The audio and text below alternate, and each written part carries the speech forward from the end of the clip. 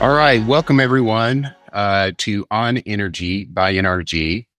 If you're interested in more information about NRG, there'll be a link down below. I'm Scott Hart, Senior Vice President, NRG Business. And today's an exciting day. The presentation I'll be giving really sets the foundation for what we hope to be a very entertaining and informative podcast series. Um and I think what you're going to see from the presentation is there's a ton of content and information, and it probably raises way more questions than answers. So hopefully over time, we'll start bringing in subject matter experts to tackle what honestly is almost an endless amount of uh, opportunities to talk about what's happening with large loads in North America, and then what, of course, are the key drivers.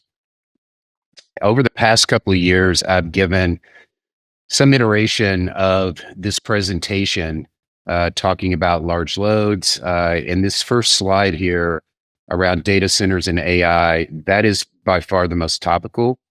And what's happening with that, there's certainly an inflection point where we had, limited amount of load growth historically in our power markets. And once large load really showed up, then we started seeing things. But kind of pre-AI, what we were really looking at was onshoring, electrification, decarbonization, and then in some markets, population shifts from one to the others. Those are the key underlying drivers of what we were seeing there.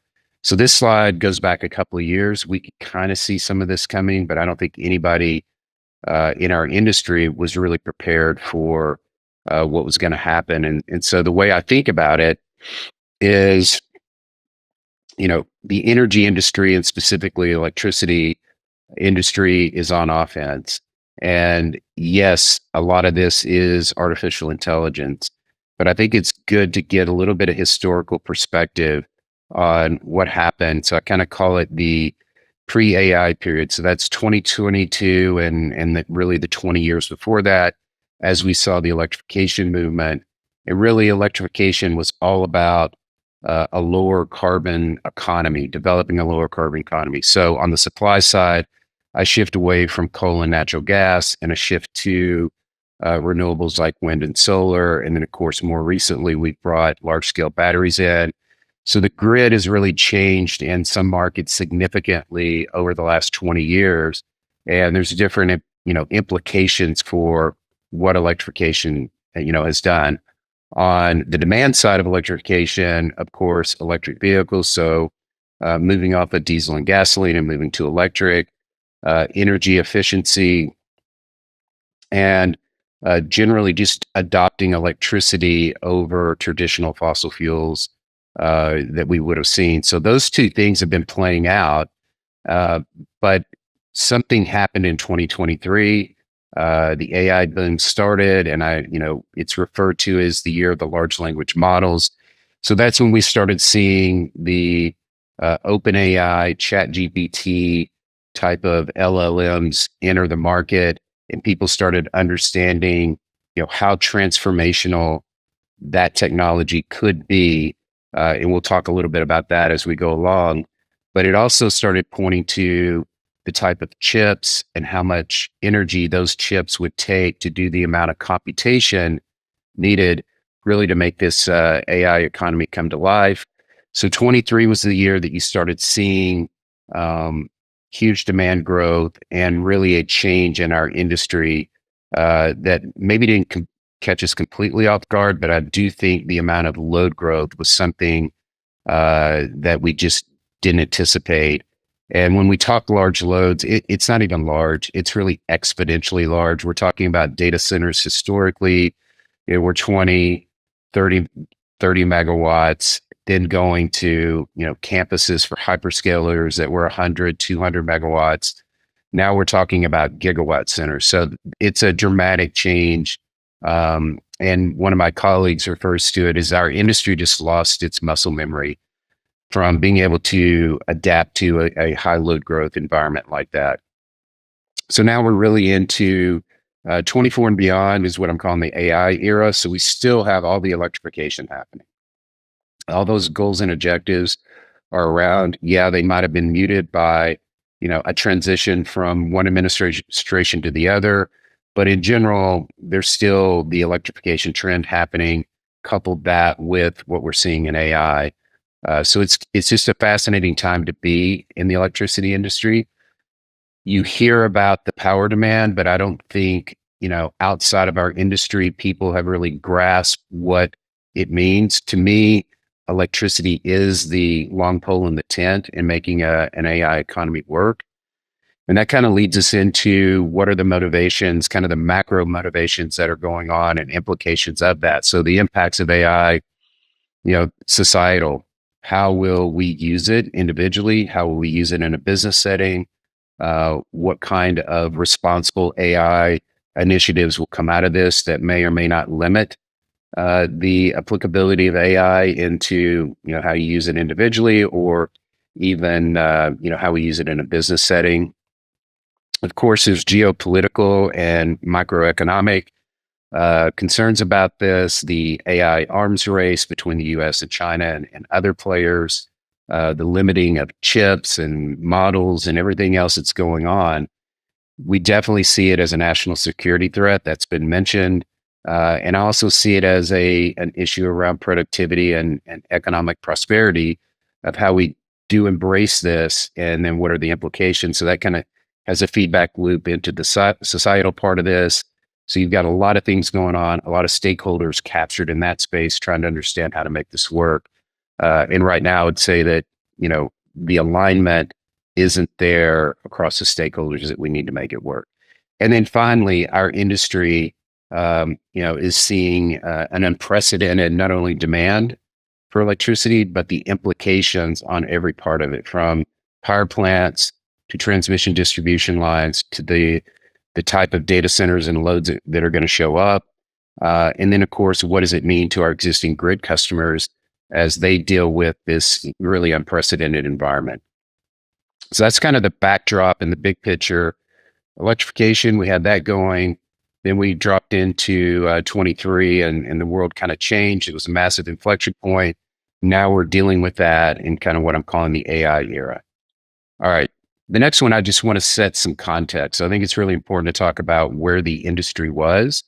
So this is historical demand growth. And yeah, the only market that we've really seen is the Texas market, where over the past 5 years, we've seen, what would have been considered considerable load growth, but in the context of what we're seeing and hearing in the interconnect queues that we're seeing on the power side, this is just a blip in it. And for information, PJM, that's the 13 states in the Northeast. MISO is our Midwest market. ERCOT is Texas. CASO is our California market. New York ISO is obviously New York, and then New England. Those are the competitive wholesale markets. What we're seeing from 2005 is really flat to declining demand everywhere, but really the ERCOT market. So that kind of sets up this muscle memory conversation about the industry just really wasn't prepared, nor were our key manufacturers of turbines, transformers, substations, transmission lines, distribution lines, the ISOs themselves, the guys that operate our grids, are all having to adopt to this new kind of demand growth. And it has created a very confused, while exciting, very confused marketplace, and extremely complicated. And again, I think only the people in our industry understand the level of complication it takes to serve these type of loads and supply them as well. So with that being said, this next slide really speaks to a word cloud of a bunch of different presentations that we've put together over the past couple of years, and trying to make the point that there's a lot of stakeholders here. There's a lot of issues with pulling this all together and making it happen. And the first is the grid. I spoke to kind of the historical grid, but even those of you who are working with clients or being exposed to it or just reading headlines, see every day or month or week an announcement of a data center or an announcement of, reserve margin on a grid or interconnect. And we'll dig in a little bit to that just to show, how almost absurd some of these are. The second is speed and scale. This is what I call the big tech team, which is your large, magnificent sevens plus the data center guys who are capitalizing on it. There's $1 trillion+ of capital being deployed that's documented and more of that coming. But what they really want is speed and scale. They have ordered chips. They need data centers to put those chips into. They need to do computation to monetize all this investment they've made so far. And again, the long tent in the pole is power. How are we going to power these facilities? And then obviously, what are the implications on existing customers that as we work our way through it? So we don't think physically that there's enough generation to meet some of the demand side expectations, but it doesn't mean that we're not going to see data centers on the grid in doing computation. It just might not happen as fast as everyone would want it to be. The economic drivers, the stakes are huge. I've got a slide on that kind of talks about, how much money is being invested and how much money is in the stock market relative to this technology. And it's a huge amount of concentration of capital against making this happen. Of course, all of this is political and energy policy. I would say federal and state energy policies and politics and regulators by nature will be behind where technology is. So that brings in, a level of friction between how we think about energy policy at the federal level, and then each state deploys their own energy policies, and it's just a patchwork of stakeholders that will be involved in that. And one of the themes that we'll be following up deeply is, really breaking down the stakeholders. What are their obligations and motivation? How does that all play out? How do we find alignment to make that happen? There is some stuff happening legislatively in different areas to try to address some of this stuff, but in general, to meet the demand expectation, we're gonna have to find a more agreement there than what's there today. And then finally, this one's not talked about that much, but AI adoption will be a big part of it. And when I talk about adoption, it's both what we be allowed to do and what will we actually do with this technology that will ultimately drive the type of computational needs that we're anticipating, and how will that get used. And I can tell you, in a business setting, it's more complicated.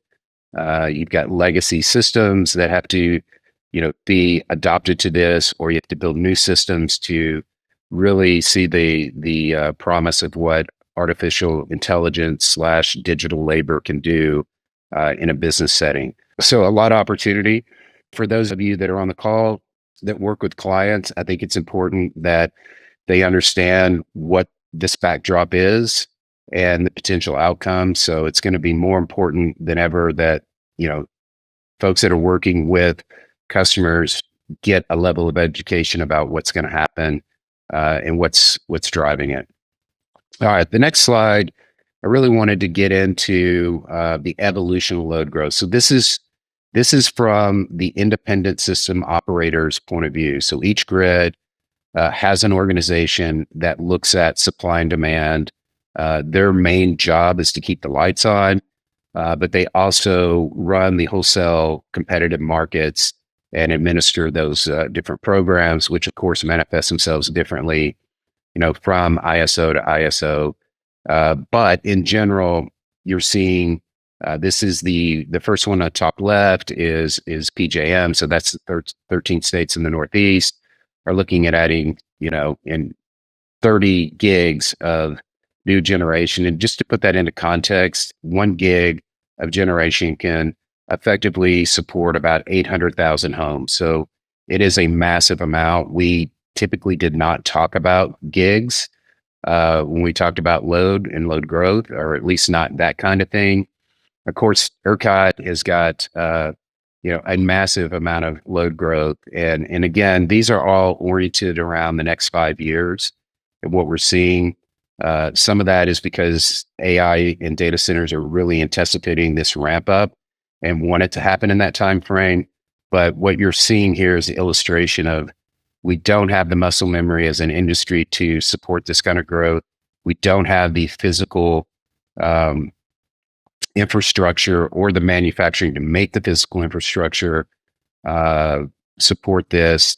But ERCOT's off the chart, and then now you're seeing every one of these ISO are showing load growth that for 20 years we really haven't seen. The other takeaway is this is North America for the most part. If you look globally, you've got a massive amount of demand for electricity happening elsewhere.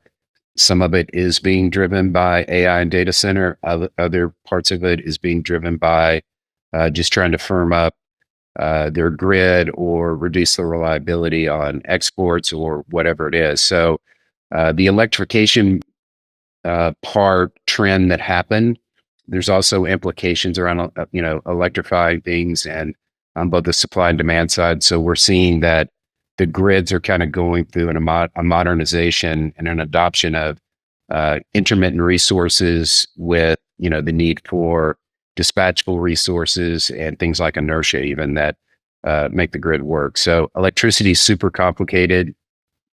And again, outside of the industry, I think most people, just rely on their power being on when they need it and things working. But when it's not, it becomes an issue and it becomes a political issue. And then it's a regulatory issue. And then a lot of pressure put back on us to get the lights on. And then to make it affordable is the other thing that, we're going to have to consider as you see this kind of load growth and actually tightening of grids. All right, this one is an interconnect queue. So that was the ISO's view of how much load would actually get onto the grid. This is where we look down at kind of the individual utility levels. And I highlighted ERCOT because it is on the supply side. We still have the desire to build a lot of generation, and that's important. But there is an interconnection queue. There are grid studies. There are things that have to happen to make all this happen. And it doesn't necessarily happen in the same time frame. I would also say these interconnection queues historically have been overstated on what actually makes the grid. So it's good that we've got a lot of interest driven by the belief that we'll see tighter markets and higher prices, and this will come in to help alleviate not only prices but reliability issues that could be coming as well. And I think you're going to see an evolution of more gas and along with renewables and batteries and things like that. It's just going to be more of everything we need. So that's kind of looking at the supply side. I picked on ERCOT because it's the most exaggerated on the demand side. The data centers have really focused it on the Texas market and specifically the South Dallas area because it's got a super rich fiber network there. There's really two, large fiber networks that most of the data centers have coalesced around historically, Northern Virginia, and then in Silicon Valley. The Dallas area is a class A1, and those are kind of class A. But given the amount of data and computation that has to happen, this specific area and then Texas in general is just seeing exponentially. By the way, our peak load in Texas is about 85 gigs. This is talking about adding, 100. And actually, I think this chart's a little dated. So, we would see even more exaggeration. So there is a tremendous amount of speculation, but this also creates a logjam on the interconnect queue and the grid studies that go into the demand side, just like to get a generation plant put on the supply side. So all of that is created, again, bottlenecks that our industry in general wasn't ready to, take on and understand what it meant. So that's kind of the load side of things. I'll hit on PJM quickly. PJM, so 23, 24, these are capacity prices in PJM, $34, $29. Then PJM went through an analysis to understand what resources they really had on the supply side. They derated virtually all of the supply side. So it tightened up the market. coupled with Dominion re-entering PJM, they brought some load, and then you add in fossil fuel retirements that have happened and are planned over the next 3 to 5 years. PJM is tightening up. So I don't think a lot of what we saw with going from $29 at megawatt day to $270 had to do with load growth. It was just a reanalysis of what the actual supply and demand situation was in PJM. More recently, we have got an agreement around a collar for the 26, 27, 27, 28 BRA capacity markets between 175 and 325. So prices are going to stay elevated for capacity. And then I think as more and more load shows up in those markets, you could see, those prices hang around for a while until we get more generation put on the grid. So let's dig into power prices. Again, this is oriented around a 5-year strip from 2025 to 2030. That's kind of our main focus of conversation. Each one of the points on these curves are representing where the 5-year curve was trading. So we kind of went back in time to see how much the energy markets have changed based on this load growth scenario. And these are around the clock prices for both PJM and ERCOT. And what I would say is they really haven't changed. Most of that noise was coming out of COVID, Russia, Ukraine conflict, war, things like that. And, at the end of the day, we haven't seen the forward energy markets really move in anticipation of this tightening grid's position. Take that for whatever it means, but with everything that's happening that I've talked about up to this point, it just hasn't moved much from that anticipation. All right, so let's take a look at gas. Gas is a critical element. You can't have electricity without gas. Again, this is the 5-year curves that we're looking at going back in time, and we're really not seeing much happening on gas. Most of that elevation in those curves was the Russia-Ukraine kind of COVID hangover come into being, and then we've really settled into a gas spot. With the administration, I think gas is going to be viewed in a more favorable light. And then just for the necessity of power of making electricity, gas is going to be a critical element of meeting the demand growth that we're seeing. So finally, when you look at what's going on in the stock market and the kind of investments we're seeing in these different companies, of course, you've got the Magnificent Seven. And so those guys are really, and this is looking at the S&P 500, they're 30 to 35% of the capitalization of the S&P 500, the 500 largest capitalized companies in the United States. 35% is around those 7 stocks. So a huge amount of concentration and expectation around artificial intelligence driving it. NVIDIA is a ridiculous stock to look at. In fact, I don't even think this slide does it justice because they had a 10-for-1 stock split. But in general, we and our competitors like Vistra and Constellation and NRG are trading as tech stocks, and investors are looking at it as a lower cost part of being involved in the AI ecosystem. And I think as they learn more about the criticality and the constraints we have in our industry, you will see more and more, investors looking at us like that. And again, if you're interested in NRG, there's a link below. Okay, so that wraps up the presentation. Hopefully you found this informative and a good foundation. My goal here was to set up the podcast series. In those series, we're going to use really kind of an organic interview setting, bringing in subject matter experts from both inside of NRG and experts outside of NRG to have a robust conversation about all the things that are out there, trying to take this very complicated and complex set of issues and try to bring some understanding to where we're at, where we're going. So stay tuned, and we look forward to you participating in the future.